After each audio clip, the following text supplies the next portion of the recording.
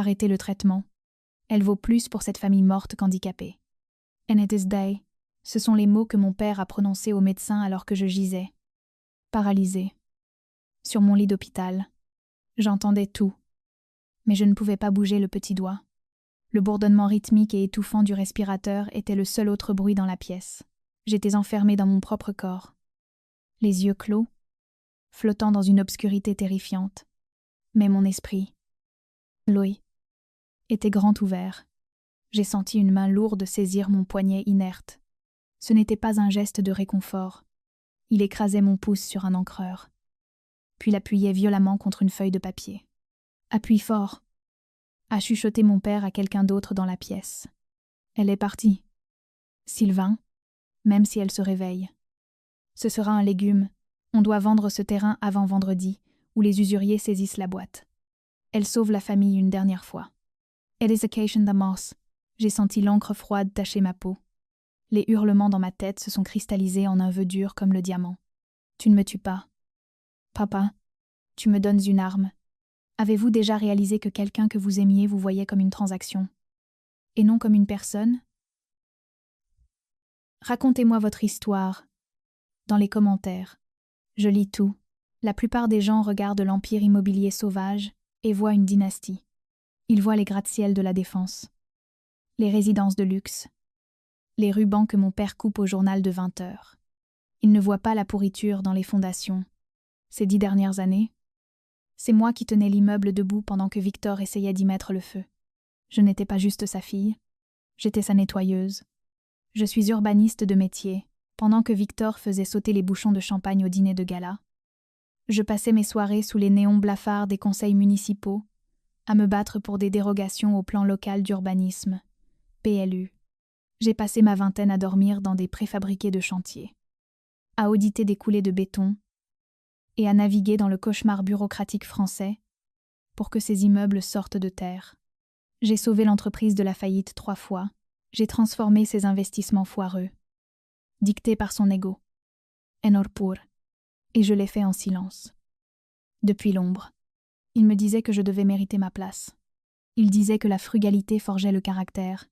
Alors, pendant qu'il roulait dans une Bentley Continental GT, qu'il ne possédait même pas, je conduisais une vieille Renault Clio avec le pare-choc enfoncé. Il vivait dans le penthouse de notre projet phare avenue Foch. Moi, je vivais dans un 50 carrés mètres à 20 arrondissements de là. C'est une question d'image. Hélène, disait-il en ajustant sa cravate en soie devant le miroir que j'avais payé. Le PDG doit projeter le succès. La fille doit projeter l'humilité. On est une équipe.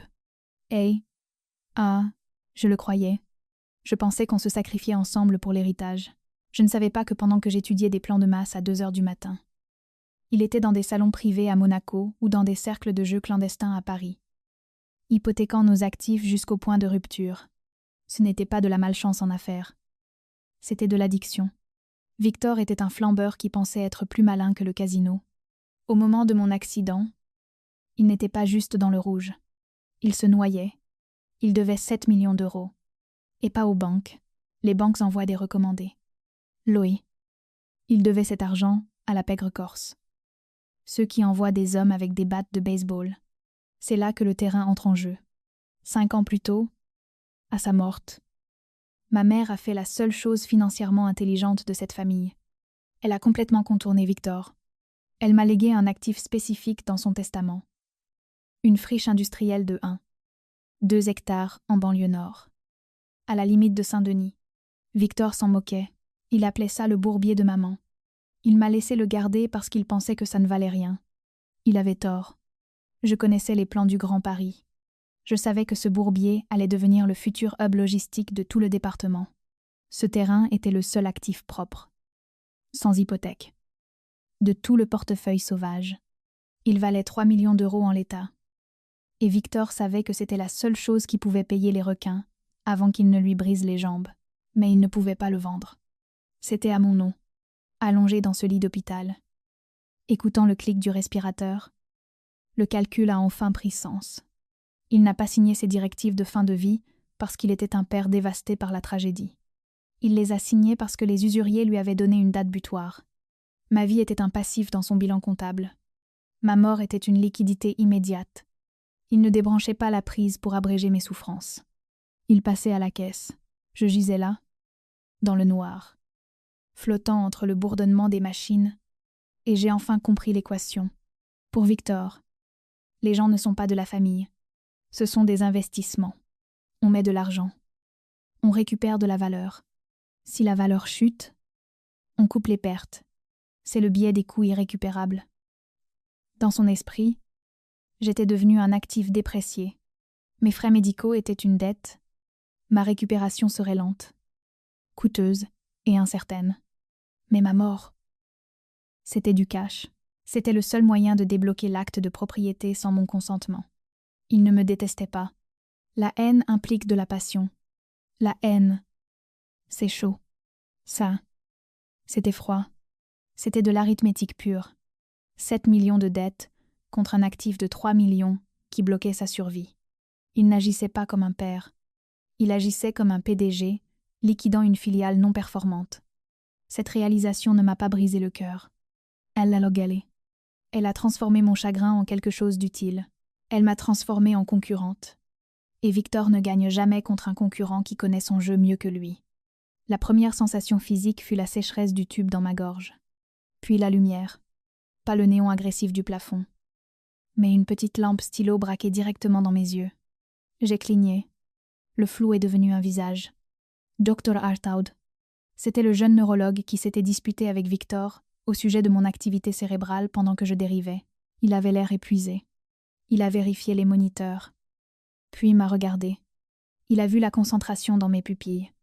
Il a vu la reconnaissance. Et il a vu la rage. La plupart des gens dans cette situation demanderaient « Où suis-je » ou « Est-ce que ma famille est là ?» Pas moi. J'avais tout entendu. Je savais exactement où j'étais et exactement fois qui était ma famille. J'ai avalé difficilement, luttant contre la sensation de papier de verre dans ma gorge. Et j'ai chuchoté le seul mot qui comptait. « Avocate ». Le docteur Artaud s'est figé. Il a regardé la porte pour vérifier qu'elle était fermée. Puis ses yeux sont tombés sur ma main droite, posée sur le drap. Il y avait une légère tache d'encre bleue sur mon pouce. Le résidu du tampon que Victor avait utilisé. Le docteur Artaud savait, un professionnel de santé connaît la différence entre un patient dans le coma et un otage. Il avait vu le notaire partir. Il avait vu l'encre. « Votre père. » Derisanes. Dites-le docteur Artaud. La voix, à peine audible. Il a signé l'arrêt des soins. Il prétend avoir une procuration. Je peux signaler ça à la police tout de suite.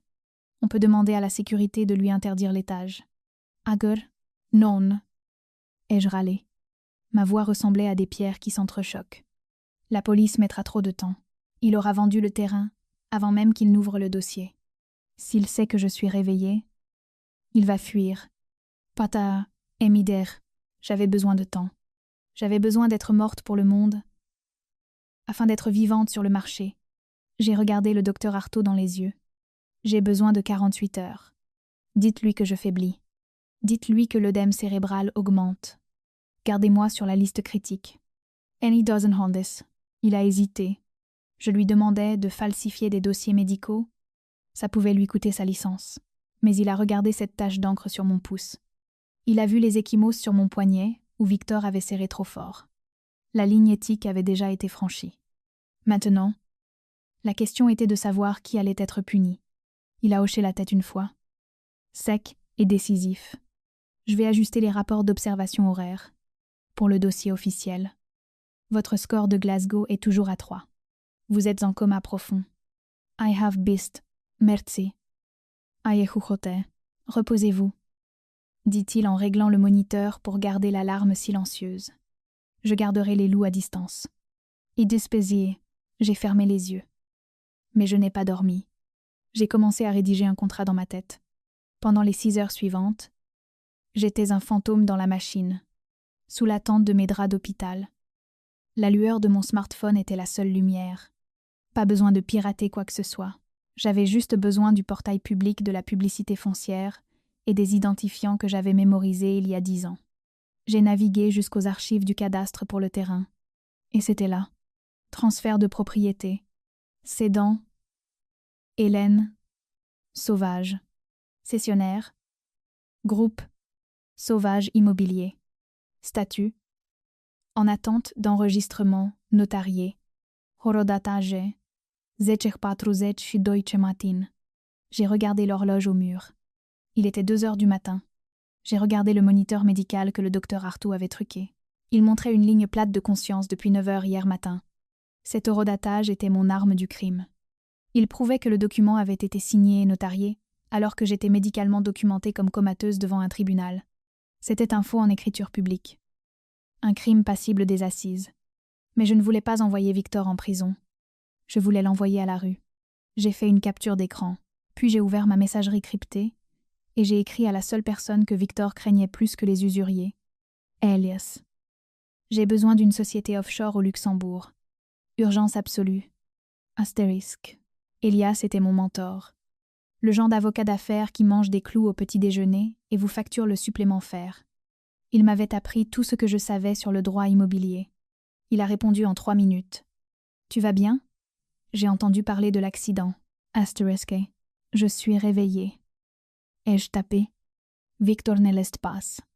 Il a imité ma signature pour vendre mon terrain. Je veux le racheter avant qu'il ne trouve un acheteur. Astérisque. Tu veux racheter ton propre terrain volé?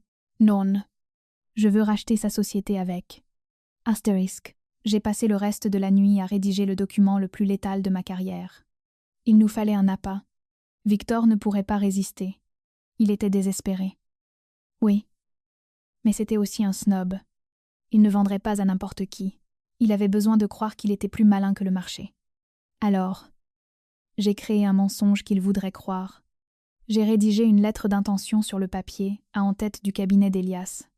Elle stipulait que nous représentions un fonds d'investissement privé de Dubaï cherchant des hubs logistiques stratégiques. Mais le coup de grâce, c'était l'annexe. J'ai ajouté une note impliquant que nous avions des infos confidentielles sur le futur PLU. La mairie prévoyait secrètement de rezonner ce quartier en zone commerciale de luxe le mois prochain, ce qui triplerait la valeur du terrain. C'était faux. Je connaissais le conseil municipal. Il ne rezonnait rien du tout. Mais Victor ne le savait pas. En voyant cette lettre, il ne verrait pas un piège. Il verrait une chance de refourguer un actif inutile à un étranger stupide pour 9 millions d'euros avant que la ville ne change d'avis. Il penserait que c'était lui le gagnant. Puis est venue la pilule empoisonnée. Elias. Ai-je tapé? Le pouce en crampe. Rédige le compromis de vente. Modèle standard. Vente rapide. Mais dans la section garantie d'éviction. Je veux un pacte de nantissement de part sociale. Astérisque. Agressif. Répondit Elias. S'il viole la garantie, tu saisis son capital. Astérisque. Exactement. Clause 8C. Si le vendeur ne peut pas démontrer un titre de propriété clair et incontesté au moment de la signature. Le vendeur accepte de céder 51% des droits de vote du groupe Sauvage à l'acheteur, à titre de dommages-intérêts liquidés. Astérisque. C'était une clause conçue pour les transactions internationales à haut risque. Pour un homme d'affaires légitime. C'était une formalité. Pour un fraudeur qui savait que son titre reposait sur une signature falsifiée, c'était une guillotine. Mais je connaissais Victor. Il ne lirait pas les petits caractères. Il ne verrait que le chiffre. 9 millions. Assez pour payer les usuriers et garder 1 million pour lui. Son avidité l'aveuglerait sur la lame suspendue au-dessus de son cou. À l'aube, le piège était tendu. La société luxembourgeoise était immatriculée. L'offre était dans sa boîte mail. Le docteur Artaud est entré pour vérifier mes constantes. Votre père est dans le hall. Atelhuchote. Il dit aux infirmières qu'il doit préparer les funérailles.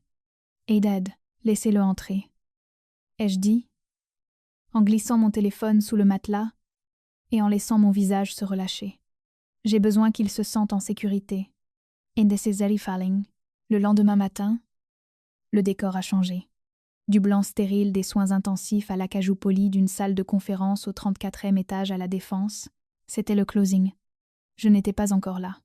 J'étais dans une ambulance privée, transférée sous couvert d'un examen médical arrangé par le docteur Artaud. Mais je savais exactement ce qui se passait dans cette pièce. J'avais scripté chaque ligne de dialogue. Elias était assis en bout de table dans son bureau, aux parois de verre, portant un costume qui coûtait plus cher que la voiture de mon père. Il représentait Foi Terra Nova Holdings. La société écran. En face de lui. Victor, mon père avait l'air rajeuni. Le masque de parent endeuillé avait disparu, remplacé par l'arrogance d'un homme qui croyait avoir trompé la mort. Il plaisantait avec Sylvain, le notaire véreux qui l'avait aidé à voler ma vie 48 heures plus tôt. C'est une tragédie. Vraiment, disait Victor en lissant sa cravate. Hélène. Elle aurait voulu ce deal. Elle s'est toujours souciée de la trésorerie de l'entreprise. Enwera, nous sommes désolés pour votre perte imminente. Gitalius. La voix plate. Mais mes clients ont un emploi du temps serré. Ils repartent à Dubaï ce soir. On doit signer. The very thing varies and the varies in Tordido. Il a fait glisser le compromis de vente sur la table. Épais. Danse de jargon juridique. Relié dans un dossier bleu. Victor a sorti son Mont Blanc en or. Celui des chèques de gala. Et a commencé à lire. Je savais qu'il le ferait. Victor était un joueur. Mais il n'était pas illettré. Il a scanné le prix de vente. 9 millions d'euros. J'imagine son cœur rater un battement. Il a tourné les pages, cherchant l'arnaque, et puis il s'est arrêté. Page 14. Clause 8C. Le nantissement des parts. C'est inhabituel. Alias. Dites Victor. Son doigt tapant le papier. Vous voulez que je mette en gage 51% des actions du groupe Sauvage comme collatéral. Juste pour une garantie de titre. C'est agressif? Marmonna Sylvain le notaire, se penchant. S'il y a le moindre problème avec l'acte, ils prennent la majorité. Instantanément. Sans audience au tribunal. En fears on the Pessader. Victor leva les yeux. Le regard plissé. Pourquoi ont-ils besoin de ça? Je suis le PDG. Mon nom est sur le transfert de propriété. In Eintibelsdold, in Dools and Bess, Elias ne cligna pas des yeux. Il ne défendit pas la clause. Il se recula dans son fauteuil et regarda sa montre. Un cours magistral d'indifférence. Victor, vous vendez un actif industriel de premier plan en 24 heures à un fonds étranger, basé sur une rumeur de rezonage. Mes clients sont nerveux. Ils ne vous connaissent pas. Ils ne savent pas s'il y a des hypothèques cachées ou des litiges familiaux. Ézétermo, Elias tendit la main vers le dossier. Commençons à le retirer. Si vous n'êtes pas sûr à 100% que le titre est propre. N'hésitez pas. J'ai un autre vendeur à Aubervilliers qui supplie pour ce capital. On peut arrêter là. Ideas, the daisies, the navels, and this case. C'était le bluff parfait. Elias menaçait de retirer la seule chose dont Victor avait besoin pour survivre. La main de Victor se figea. Il regarda le contrat. Il regarda sa montre. Il pensa aux hommes dans le SUV noir qui lui avait donné jusqu'à vendredi. Et puis son arrogance a pris le dessus. Il savait foi qu'il avait parfaitement falsifié l'acte. Il avait le notaire juste là, dans son esprit. Le titre était propre parce qu'il avait effacé la seule personne qui pouvait le contester. Pas besoin de drame. Dites Victor. Un sourire crispé revenant sur son visage. Le titre est en béton. Ma fille. Elle est incapable. J'ai pleine autorité. Défendre des mestres fins. Alors signé. Jit. Victor déboucha le stylo, avec fioriture. Il signa son nom sur la ligne qui engageait son empire sur son honnêteté. Il ne signait pas juste un contrat. Il signait des aveux. C'est fait, dit Victor en fermant le dossier. Quand est-ce que les fonds partent? Tout de suite, dit Alias. Il tapota son téléphone, mais il n'autorisait pas un virement bancaire. Il m'envoyait un SMS. C'est fait. Viens le chercher. C'est fait, répéta Victor en repoussant le dossier bleu sur la table en acajou. Le son du papier lourd glissant sur le bois était le seul bruit dans la pièce. Il rangea son stylo en or et s'adossa, expirant un nuage de soulagement qu'il retenait depuis des mois. L'acte est transféré. Le terrain est à vous. Ma fille. Elle aurait voulu que cette affaire se fasse. Ça assure son héritage. Grastings Heridie. Il essuya une fausse larme au coin de l'œil. Une performance digne d'un César. Il croyait vraiment être le héros tragique de cette histoire. Le père en deuil faisant le sale boulot pendant que sa fille s'éteignait. Il vérifia encore sa montre. Il calculait mentalement le délai du virement, dépensant déjà les 9 millions, avant même qu'il n'arrive sur le compte. Excellent. Dit Alias. Il ne vérifia pas la signature. Il n'ouvrit pas le dossier. Il regarda simplement les lourdes doubles portes en chêne au fond de la salle de conférence. Il y a juste un dernier actionnaire que nous devons consulter. Et desvern de Mosevei-Senzai. Victor fronça les sourcils. Actionnaire? Je possède l'entreprise. Je suis le PDG. His meneng side. Pas pour les 5 prochaines minutes. Gitalius. La porte en chêne s'ouvrit avec un bourdonnement mécanique. Le son qui suivit était spécifique et terrifiant dans ce silence de cathédrale. Le crissement de pneus en caoutchouc sur du béton ciré. Je suis entrée, poussée par le docteur Artaud. Je portais une blouse d'hôpital. Ma peau était pâle, mes cheveux emmêlés.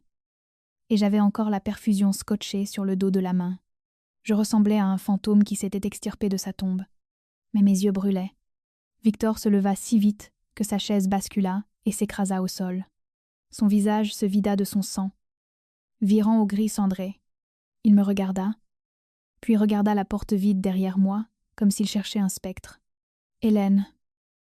Augusas. Augusas. S'étrangla-t-il. Tôt. Tu es réveillé? Je n'ai pas crié. Je n'ai pas pleuré. Je ne lui ai pas donné la satisfaction d'une explosion émotionnelle. J'ai simplement roulé jusqu'à l'autre bout de la table. J'avais l'air petite dans ce fauteuil. Mais je me sentais comme un géant. Je suis réveillée depuis mardi. Papa, dis-je. Ma voix était rauque à cause du respirateur. Mais elle était stable. Et c'est moi l'acheteur. Dan and the Skeeses Commentivation. And the Skeeses, j'ai fait glisser une fine pochette cartonnée sur la longue table. Elle s'arrêta parfaitement devant lui. C'est quoi ça? Chuchota Victor. Il regarda Sylvain. Le notaire véreux reculait déjà vers le mur. Serrant sa mallette comme un bouclier. Ouvre, dis-je. Les mains tremblantes de Victor ouvrirent le dossier. Pièce numéro 1. Gitalius. Sa voix tranchant la tension comme un scalpel. Un certificat médical du docteur Artaud, horodaté et notarié. Il confirme qu'au moment exact où Sylvain a soi-disant authentifié la signature d'Hélène sur l'acte de vente. Hélène avait un score de Glasgow de 3. Coma profonde, légalement incapable. Adegin exhausta. Victor fixait le papier. Il essaya de parler, mais rien ne sortit. Pièce numéro 2. Continua Elias. Une analyse médico-légale de l'empreinte sur l'acte. Les marques de glissement sont cohérentes, avec une main inerte forcée sur le papier. C'est des coups et blessures. Victor. Et c'est un faux en écriture. Des. Victor leva les yeux. Le désespoir inondant son regard. Il se tourna vers son complice. Sylvain. Dis-leur. Elle s'est réveillée. Elle a signé. Gamen. Elias tourna lentement sa chaise vers le notaire. Maître Sylvain, nous avons les registres de visite, des soins intensifs, vous plaçant dans la chambre pendant exactement 8 minutes. Nous avons les données médicales. Vous pouvez sortir d'ici en tant que co-accusé risquant 10 ans pour faux et usage de faux. Ou vous pouvez rester là en tant que témoin pour l'accusation. And the wine do. Sylvain n'a pas hésité. Les rats n'hésitent jamais quand le navire coule. Il pointa un doigt tremblant vers mon père. Il m'a forcé à le faire. C'était son idée. Il a dit qu'elle allait mourir de toute façon. Leds. Fermez-la, rugit Victor. Je t'ai payé pour. Indestandebingshärensamos. Hesitensperre. Pour falsifier une signature. Finitialius. Merci pour les aveux. Disgrafted. Victor s'effondra contre la table. Il regarda le contrat qu'il venait de signer. Les 9 millions. Le sauvetage. Tout s'évaporait. Vous m'avez piégé. Chuchotatil. Vous m'avez laissé signer ça. Des et B. Je ne t'ai forcé à rien. Papa, dis-je, je t'ai fait une offre. C'est toi qui as décidé de vendre une maison volée. Competition Sismore. Elias tapota le dossier bleu contenant le contrat. C'est là que ça devient intéressant. Victor, vous venez de signer un compromis de vente contenant une garantie de titre. Vous avez garanti avoir le droit légal de vendre ce terrain, mais comme nous venons de le prouver, vous l'avez volé. C'est une rupture de contrat. And did you... Elias tourna la page jusqu'à la 14, et selon la section 8 est. Clause C. Le pacte de nantissement que vous venez d'exécuter s'active. La pénalité pour un titre frauduleux est la liquidation immédiate. Vous avez mis en gage 50 et 1% des droits de vote du groupe sauvage. Teddy Seymana, les yeux de Victor exorbitèrent. Il lut les mots qu'il avait ignorés quelques minutes plus tôt. Je l'observais, et je réalisais exactement pourquoi il était tombé dans le panneau. Ce n'était pas de la stupidité. C'était le piège de l'avidité. Quand un homme se noie, il ne vérifie pas si la bouée est percée. Il était si désespéré pour ses 9 millions. Si arrogant dans sa croyance que j'étais un légume jetable, qu'il s'est aveuglé face au danger évident. Il pensait être le prédateur. Il n'a jamais imaginé qu'il pouvait être la proie. Le contrat se déclenche automatiquement sur preuve de fraude, dit Elias en débouchant un stylo. Nous avons la preuve, elle. Nous avons le contrat. Un editari seifu. Il fit glisser un dernier document vers moi, l'ordre de mouvement de titre. Papa, dis-je doucement. Victor me regarda une seconde. J'ai vu le père que j'adulais autrefois. L'homme qui m'avait appris à lire des plans. Mais ensuite, j'ai vu l'homme qui avait serré mon poignet jusqu'au bleu pour payer un bookmaker. S'il te plaît, supplia-t-il. Hélène. L'entreprise. C'est l'héritage. C'est tout ce qu'on a. Daddy. Ande Daddy, c'est tout ce que foi j'ai. Corrigeai-je. Tu as joué le tien. Anything? J'ai pris le stylo. Il était lourd. Ma main était encore faible à cause de l'atrophie. Mais ma signature fut impeccable. J'ai signé le papier. En 1 seconde, la propriété majoritaire du groupe Sauvage est passée de Victor Sauvage à la société Écran. Ce qui signifiait qu'elle me revenait. J'ai posé le stylo. Je possède ton fauteuil. Papa, je possède ton bureau. Je possède l'immeuble dans lequel on est assis. Et je possède ta dette. Marmitesides. Victor regarda autour de la pièce.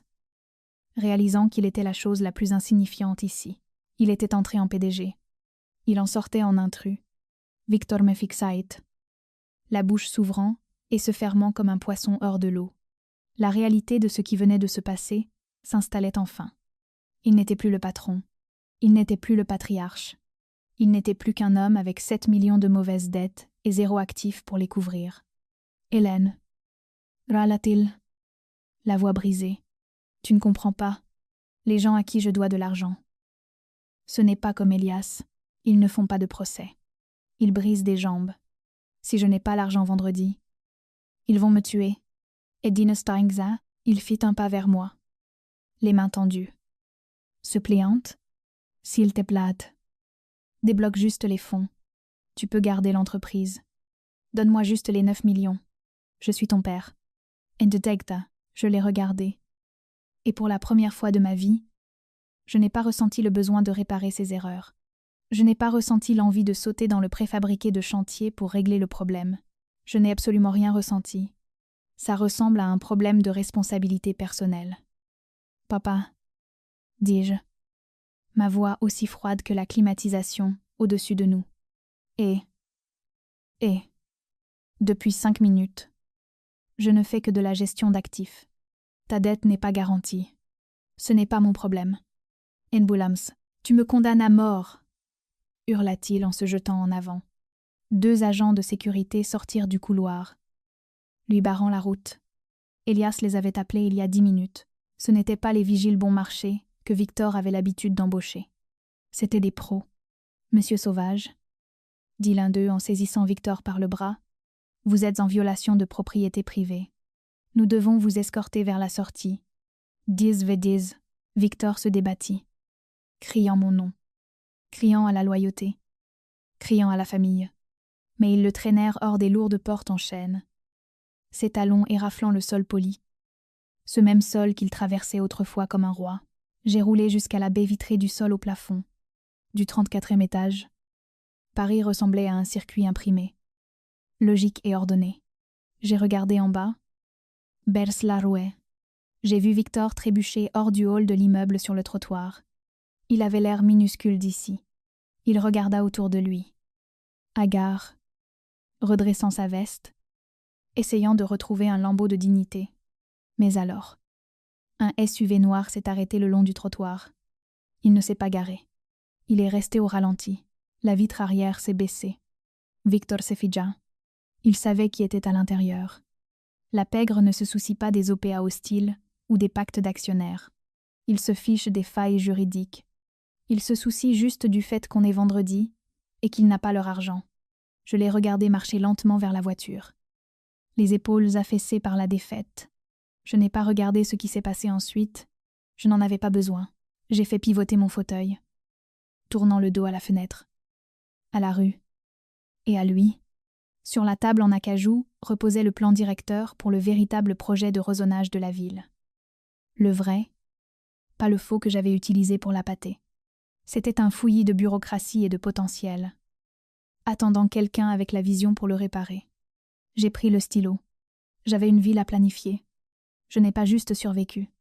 J'ai acquis le chagrin et je l'ai liquidé. Si vous pensez que la vengeance intelligente est la meilleure des vengeances, abonnez-vous et dites-moi quelle est la chose que vous ne pardonneriez jamais.